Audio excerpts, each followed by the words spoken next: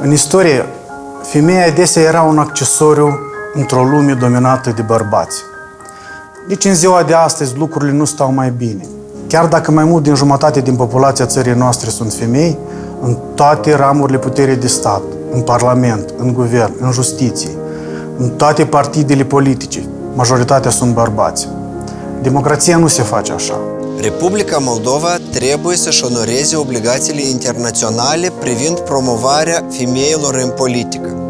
Vreau să văd liste de candidați în care doamnele ocupă locuri de frunte și nu la sfârșitul listei. Dacă aș fi femeie, m-aș feri de presă ca de dracu, cel puțin la Chișinău. Pentru că la Chișinău femeile sunt prezentate drept purtătoare de colanți și cumpărătoare de cosmetice. Îmi doresc ca fetele mele să trăiască într-o societate lipsită de prejudecăți.